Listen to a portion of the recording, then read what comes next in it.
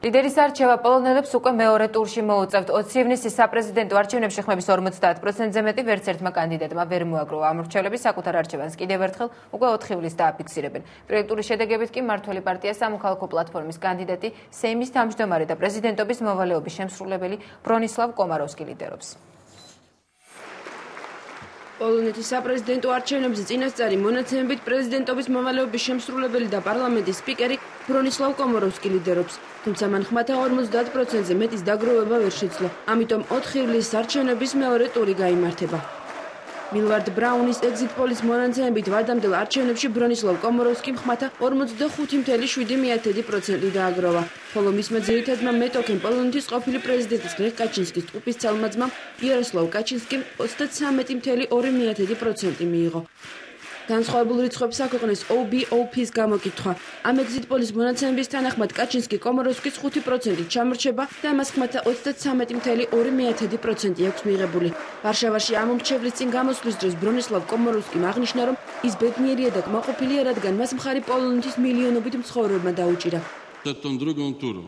მეორე რაუნდისთვის მე ყველაფერს გავაკეთებ, რაც ჩემს შესაძლებლობებშია. მე აქ შეკრებილი ხალხის დახმარების იმედი მაქვს.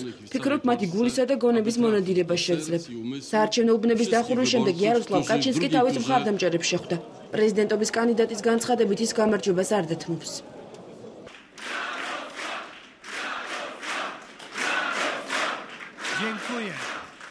დიდი მადლობა, მე მოვედი, რათა მადლობა გადაგიხადოთ თქვენ და ყველას, იმას, ვინც არჩევნებში მიიღო მონაწილეობა. განსაკუთრებით კი იმას, ვინც მე დამიჭირა მხარი. ეს არჩევნები ჯერ არ დასრულებულა და მინდა გითხრათ გამარჯვების გასაღები შემდეგში მდგომარეობს. დარწმუნებულები უნდა ვიყოთ, რომ გამარჯვება შეგვიძლია და ჩვენ უნდა გავიმარჯვოთ.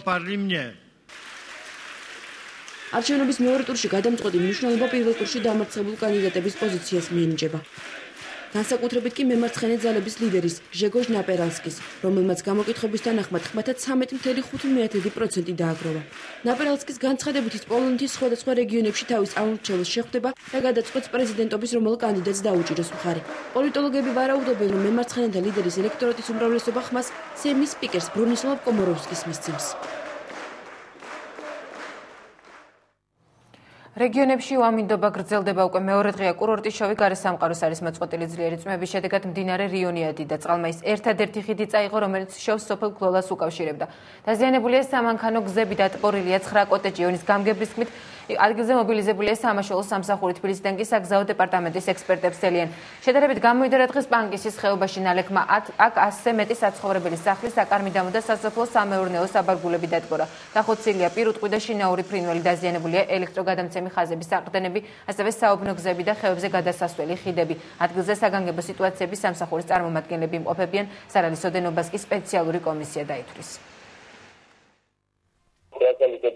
Dangreuli, danačeni glasali გამოიყენებელი გრაფიკში აღმოყენილი ორსაცი საჭიროა და კონტექსტის სადაც მოსახლეობა უკვე გამოყენებულია. Iată deli argionilea, tali argionilea, ერთადერთი საპრეზიდენტო გამოკეთებული რომელი პრეზიდენტი დაიღო. ეს ყველა გეტებინები რა სამუშაოები უნდა შევასრულოთ. სამეცნიერო გასვლა საზრდოobები მით არავის სამუშაო ვერ მოხდება და ვერ გაგეთება.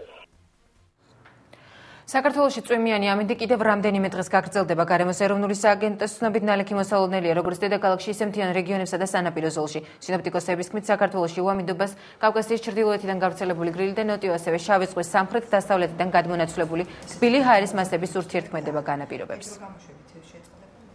ველოდებით ხანმოკლე ხასიათის წვიმებს, როგორც დასავლეთ ისე აღმოსავლეთ საქართველოში. აღმოსავლეთ საქართველოში იქნება შესაძლებელია იყოს სეტყვაც.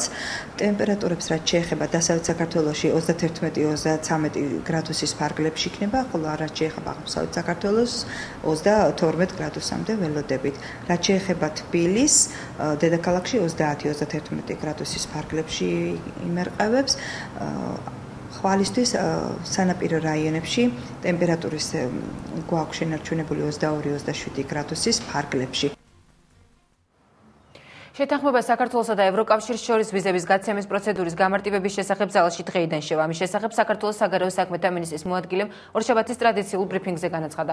ხელშეკრულება გრიგოლ ვაშაძემ ევროკავშირის თავმჯდომარე ქვეყნის ესპანეთის საგარეო საქმეთა მინისტრთან და საშინაო საქმეთა ევროკომისართან ერთად გააფორმა საქართველოს ყველა მოქალაქისთვის ვიზისთვის გადასახადი განახებდა. შეღავათებით ისარგებლებენ რამდენიმე პროფესიის ადამიანები, მათ შორის ჟურნალისტები, ბიზნესმენები და სპორტსმენები. 12 კატეგორიისთვის კი სავიზო მომსახურება უფასო. ხელშეკრულება 17 ივნის ბრიუსელში გაფორმდა.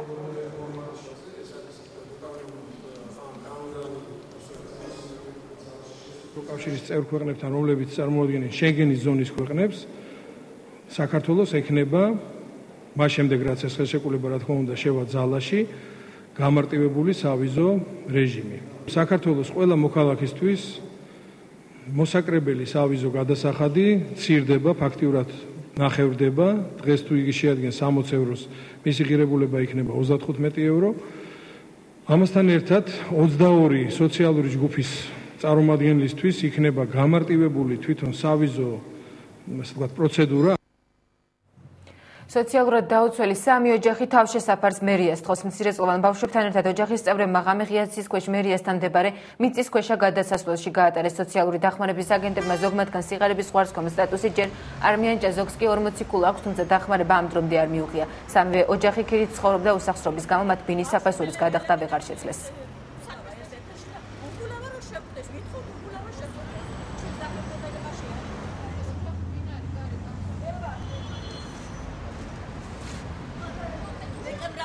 შემოტანილი განცხადება ისინი კმაყოფილდებენ 10 ოქტომბერს მაგ შეტანილი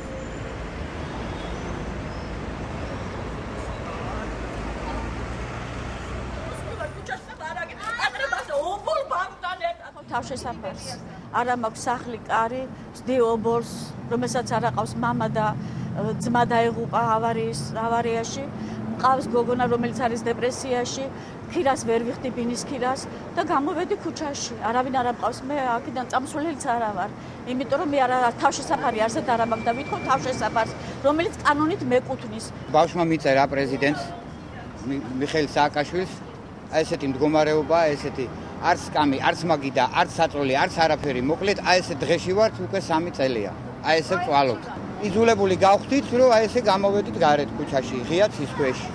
სხვა მეტი ჩვენ გამოსავალი არ გვაქვს. ჩაწყობით მიდის საქმე, ნაცნობობით მიდის საქმე, ზოგი პარლამენტიდან ურეკავს, ზოგს თვითონ ურეკავენ სახლში, იძახებენ და აძლევენ ბინებს. მე ვერ გავიგე, მე ტელეფონი მეცამაკ.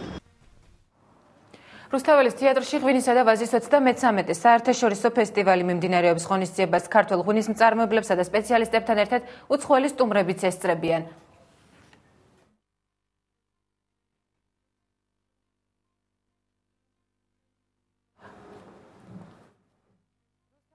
რუსთაველის თეატრში მოგვიანებით დაუბრუნდებით. იქ შეგახსენებთ, რომ საქართველოს პრეზიდენტს მიხეილ სააკაშვილს აცელიან და ჩართვას ჩვენ ცოტა მოგვიანებით შემოგთავაზებთ.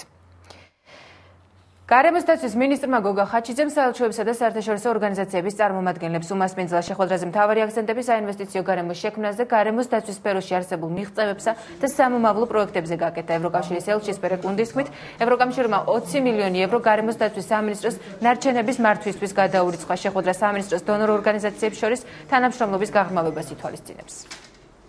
ცოცხლად მნიშვნელოვანი დონორებთან ურთიერთობა. ჩვენ მუდმივ რეჟიმში გვაქვს მათთან ესეთ საკოორდინაციო შეხვედრები. დღეს ვაპირებთ რამოდენიმე ახალი ინიციატივის შეთავაზებას მათთან. ამ შეხვედრაში აქტიურობდა ძალიან ევროკავშირის ვთქვათ წარმომადგენლები, კერძოდ ბატონი ბერენკური და ჩვენ ვფიქრობთ, რომ ეს თანამშრომლობა გაღრმავდება, გაგრძელდება. ძალიან მნიშვნელოვანია მართლა, რომ ამ თანამშრომლობამ მიიღო უკვე თანმიმდევრული ხასიათი.